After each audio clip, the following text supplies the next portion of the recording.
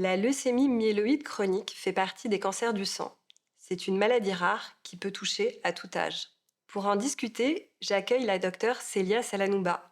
Elle est hématologue et chef de service au centre hospitalier sud-francilien. Bonjour docteur Salanouba.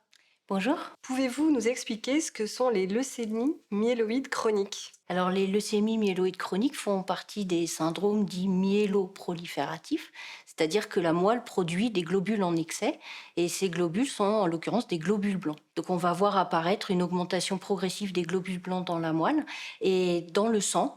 Et c'est surtout là-dessus qu'on va faire les diagnostics. Et ces globules blancs ne seront pas normaux, puisqu'il y aura des cellules qui vont passer de la moelle vers le sang, et puis des cellules inhabituelles qu'on appellera des blastes. Peuvent s'associer des augmentations aussi des plaquettes, et parfois c'est les plaquettes qui prédominent dans cette présentation. Donc c'est souvent une présentation biologique qui vont nous permettre de faire les diagnostics. Il peut y avoir des anémies qui peuvent apparaître aussi au fur et à mesure, et ces globules blancs peuvent monter de manière extrêmement importante dans le sang, parfois initialement sans aucun symptôme. Et donc on peut faire les diagnostics seulement sur une prise de sang qui ont été faits pour d'autres anomalies à surveiller ou des bilans systématiques. Alors justement, du coup, quels sont les éléments qui permettent de poser un diagnostic? Alors le diagnostic, il va être posé assez simplement, puisque déjà, quand on a l'habitude de lire une numération, on va faire ce qu'on appelle un frottis de sang pour analyser tous les éléments du sang. Et sur ce frottis de sang, on va voir qu'il y a beaucoup trop de globules blancs, de toutes sortes de globules blancs qui vont proliférer. Ça peut être des polynucléaires neutrophiles, des polynucléaires éosinophiles, des polynucléaires basophiles. Et il y aura aussi ces fameux éléments de la moelle qui vont circuler, qu'on appellera nous une myélémie. Et puis il y aura donc les blastes qui vont aussi circuler. Les patients peuvent donc être asymptomatiques, mais on peut faire cette prise de sang pour explorer l'apparition d'une perte de poids, l'apparition de sueur la nuit ou l'augmentation de volume du ventre, parfois une gêne pour s'alimenter, une pesanteur notamment du côté gauche. Et ça va nous amener donc à explorer ces anomalies avec cette arrière-pensée que sur cette présentation, il y a habituellement qu'un seul diagnostic qui va être retenu et qui sera celui de leucémie myéloïde chronique. Les traitements de la leucémie myéloïde chronique ont été révolutionnés dans les années 2000. Est-ce que vous pouvez nous en parler? Alors les traitements vont être effectivement extrêmement différents avant les années 2000 et après les années 2000. Ça, c'est parce qu'on a découvert des anomalies spécifiques qui ont conduit au dérèglement de la production des globules. Donc ces anomalies sont des anomalies génétiques qui sont acquises et qui ne sont pas du tout on va dire congénitale, on ne naît pas avec, ce qui veut dire aussi qu'on ne transmet pas cette maladie. Et donc en général, il y a un seul cas familial, et ça va être le cas du patient ou de la patiente qui va venir en consultation. Cette anomalie, elle est liée à des échanges de matériel chromosomique entre le chromosome 9 et le chromosome 22. Et donc il y a des zones de fragilité sur le génome dans ces cellules qui vont se dérégler, et ces zones de fragilité vont permettre ces échanges de chromosomes. Parfois ça fait mourir la cellule et parfois ça la fait survivre et proliférer. Et donc effectivement cette anomalie va permettre la prolifération du fait de l'expression d'une protéine qu'on appelle une tyrosine kinase. Alors ce nom peut être barbare, mais aussi c'est parce qu'on a découvert cette tyrosine kinase et son rôle dans la prolifération des cellules qu'on a pu découvrir des inhibiteurs de tyrosine kinase, ces fameux médicaments qui ont révolutionné la prise en charge de cette maladie, parce qu'on est passé de l'ère de on ne sait pas traiter cette maladie, on sait juste la maintenir en respect et éventuellement on peut proposer des traitements extrêmement lourds qui étaient des greffes de moelle à des traitements ambulatoires, un peu comme le diabète et l'hypertension, où les patients vont avoir à prendre 1 ou 2 médicaments par jour, certes toute leur vie, mais pour chroniciser cette maladie et permettre de vivre normalement avec. Quels sont les effets secondaires de ces inhibiteurs? Il y a plusieurs familles d'inhibiteurs, puisque maintenant les générations première, deuxième, troisième génération de médicaments ont été développées du fait parfois d'une perte d'efficacité à long terme de ces médicaments, et aussi sur des profils de ce qu'on appelle la tolérance du traitement, tenant compte aussi des terrains des patients. Les patients et les patientes ont parfois des antécédents médicaux et des traitements associés qui vont nécessiter de ne pas associer tel ou tel traitement. Les inhibiteurs de tyrosine kinase sont des médicaments extrêmement efficaces sur la leucémie myéloïde chronique, mais également ont des effets secondaires sur d'autres sites qui sont aussi des tyrosines kinases, mais qui, elles, sont normales et devraient être respectées. Donc on a essayé de développer des médicaments de plus en plus spécifiques et respectant certains antécédents, certaines comorbidités, certaines interactions médicamenteuses. Les plus fréquentes qu'on va voir apparaître sont la prise de poids. Donc on va demander aux patients de surveiller son poids régulièrement. Souvent les patients se lèvent le matin avec des œdèmes au niveau du visage et puis ces œdèmes diminuent au cours du temps et vont réapparaître dans la soirée au niveau des jambes. Donc il y a une surveillance du poids.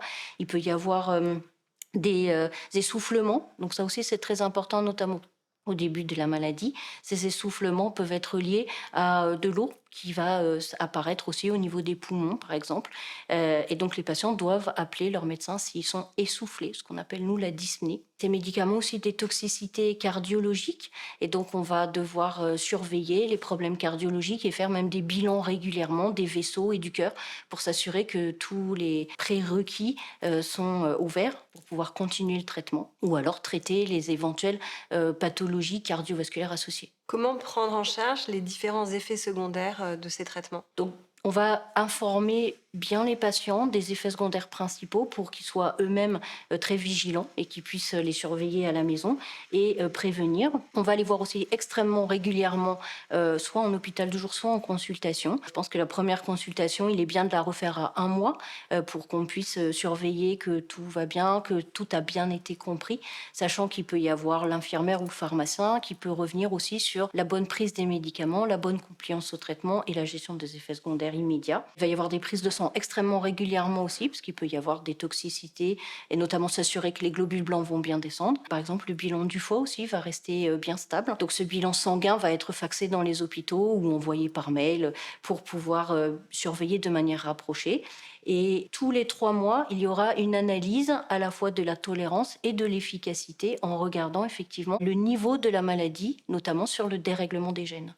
Docteur, comment fait-on le diagnostic des leucémies myéloïdes chroniques? Donc on va faire le diagnostic en proposant un bilan approfondi en hôpital de jour, parce que ce sont des examens très compliqués et qui vont nécessiter à la fois une nouvelle prise de sang pour vérifier sur le plan du remaniement des gènes, si on a bien un remaniement du gène qui va conduire donc à cette prolifération.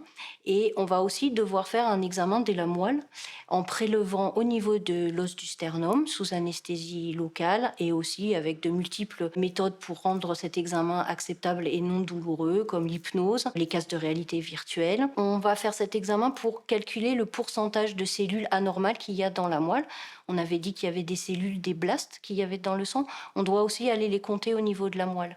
Et parce qu'il y a 3 formes de leucémie myéloïde chronique. Il y a la forme chronique, il y a la forme en transformation et la forme qui évolue vers la leucémie aiguë. Et ça, c'est le pourcentage de blast qui nous le dira. Et aussi, ça nous permettra d'orienter le type de traitement qui va être pris en charge. Et c'est aussi un élément très important du suivi dans la maladie, puisque tous les 3 mois, on regardera dans le sang si la maladie décroît bien, y compris au niveau des gènes déréglés. Et on regardera aussi régulièrement, tous les 6 mois ou tous les ans, s'il y a bien une décroissance et une réponse, et la qualité de la réponse au niveau de la moelle. L'objectif étant de mettre la maladie avec ce qu'on appelle la maladie résiduelle, la plus faible possible, ce qui permet parfois à certains patients qui pendant des années sont en excellente réponse de pouvoir éventuellement arrêter le traitement qui pourtant est censé être un traitement chronique. Ainsi, quels sont les différents types de prise en charge ou de traitement en fonction de ces 3 sous-catégories de leucémie myéloïde chronique? Alors, dans la phase chronique, on va mettre des inhibiteurs de tyrosine kinase aux doses recommandées.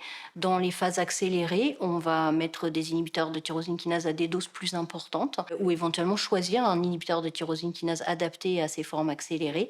Et dans les phases transformées, on va devoir faire une prise en charge plutôt de nature leucémie aiguë avec de la chimiothérapie en association avec ces inhibiteurs de tyrosine kinase.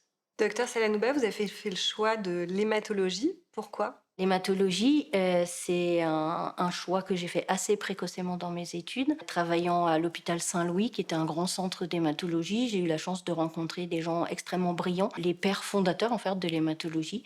C'est une discipline qui est à la fois extrêmement clinique, mais qui est aussi très biologique et qui je dirais, à initier la recherche fondamentale et pousser les chercheurs dans leur retranchement pour comprendre les mécanismes de dérèglement des cellules, les mécanismes du système immunitaire. C'est aussi une discipline qui permet de prendre en charge le patient à la fois dans sa globalité, mais aussi du début à la fin de sa maladie, au moment du diagnostic, la surveillance en consultation, des patients qui restent ambulatoires en hôpital du jour ou des patients qui vont nécessiter des hospitalisations prolongées, par exemple dans des unités de soins intensifs d'hématologie pour les pathologies les plus lourdes.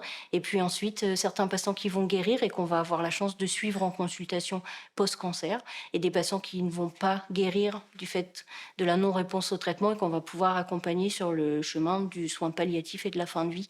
Et donc c'est très enrichissant, à la fois humainement, très stimulant intellectuellement. Et donc pour l'instant, je n'ai pas décidé du tout de changer de voie. Merci docteur pour votre témoignage.